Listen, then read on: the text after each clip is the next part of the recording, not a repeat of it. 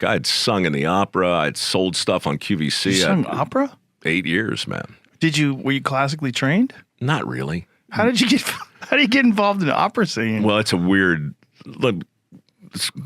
sidebar. You go to the Rosedale Public Library and you ask the librarian for the shortest aria they have, like ever written, which happened to be by Giacomo Puccini. Is an aria a song? An aria is a song. They're in an opera.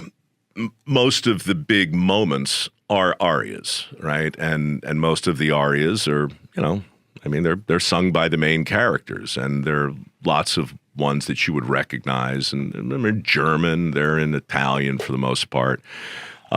This one was Italian. It was from La Boheme, which is just another version of Rent, essentially. But it was called the Coat Aria, and it was only 2 minutes long, and it was in Italian. So I walked around Baltimore with, you remember the Sony Walkman? Yeah, I remember. I had one of those. I had one too, and I listened to a guy named Samuel Ramey singing the Coat Aria, about 2 minutes and 40 seconds. And the words didn't mean anything to me, but the sounds did, and I can carry a tune, so I just memorized the sounds. And then I crashed an audition for the Baltimore Opera in 1983. So no classic training at all, just a Walkman and a cassette? Yeah, I'd had a music teacher prior to that, like a Mr. Holland type of guy who actually changed my life. He kind of fixed a stammer that I had, and then he forced me to audition for plays that I didn't really want to be in. And then the craziest thing ever, this guy, his name was Fred King. He was known as King of the Barbershoppers. He was like a legend in this weird world of a cappella singing. And he put me in a barbershop quartet when I was in high school and opened up like this very weird world of music written long before I was born that I found super interesting.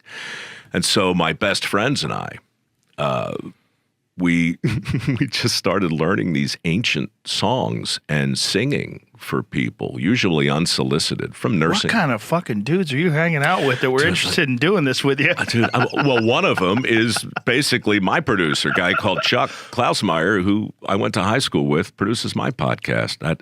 And we still write, we'll write unauthorized jingles for our sponsors and sing them in 4-part harmony. I'm not saying it's cool. I'm just saying it's a thing that I did when I was young, and I never really shook it. Because like way leads on to way. Right, and so you knew how to sing. I could carry it too. So you had some experience singing, kind of. Yeah. And then you decided you were going to learn how to sing opera. Well, what really happened was I decided that my toolbox wasn't going to let me work in the construction trades or do anything my pop could do. And he really was a magician, and I really took his advice seriously. So I wanted to be in entertainment. I didn't want to be in the opera. I wanted to be on TV, but I needed an agent. And I couldn't get an agent unless I had my Screen Actors Guild card. And I couldn't get my SAG card unless I had an agent. So I couldn't audition for things that I wanted to do unless I found a way around this weird tautology. And a friend of mine, a guy called Mike Gellert, told me, he said, hey, so there's the Screen Actors Guild. There, at the time, there was AFTRA, and I'm sure you were part of both. Yeah. The thing you didn't know about was AGMA. The American Guild of Musical Artists is a sister union to the Screen Actors Guild and to AFTRA, who have since combined. And the rule back then was if you could get into any of them, you could simply pay your dues to the other, and then you were in. So for me, it was easier to kind of fake my way into the opera than it was onto a sitcom. So my plan... this is all diabolical. Well, it's a great plan. I mean, it's like that kind of strategic thinking is very valuable. You should be in the Navy or something. Well, look, I was just trying to get a job. I know, but it's clever. Well, there's always a stage door, right? Mm-hmm. I mean, there's always a back way in. Right. And so I thought, I memorized the aria. I auditioned. I was stopped halfway through it by the musical director, a guy named Bill Yanutzi, who was like, Mr. Rowe, you have no idea what you're saying at all, do you? Because you're saying the words wrong. You were just repeating the sounds. I was singing it loud, and I was singing it like I understood what I was saying. Right. All I really understood was the repertory company was desperate for young men with low voices. I knew that. And so I kind of looked the part. So whatever, I got into it, and my plan was to do one production or one season. Like they would do 3 shows in a season. And I had some friends who were in the chorus, and I was just a chorus member. I'm just holding a spear and just singing along with the rest of the chorus. And my plan was to do 1 or 2 of those, get my card, and then buy my SAG card, and then go about the business of being a famous TV star, right? Simple. Well, the music, man, the music was so much better than I imagined it might be.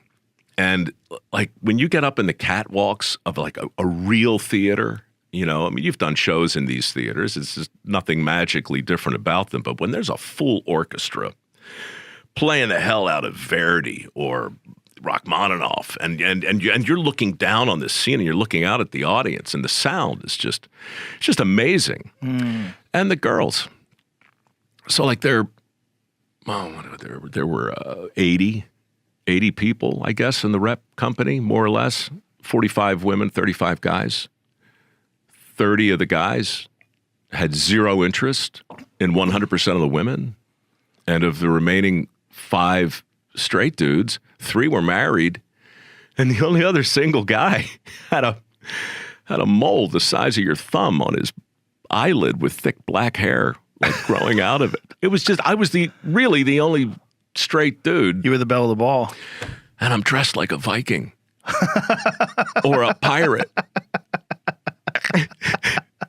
And I'm going on stage, and I'm a fake. I mean, I admit it. I barely learned the language enough to kind of keep up, and people in the chorus took pity on me, you know. And it was a world, really. It was a world that I didn't know existed, and once I saw it, I didn't fall in love with it, but I fell in love with the idea that there were worlds out there that I didn't know anything about, and that were maybe more interesting than I thought.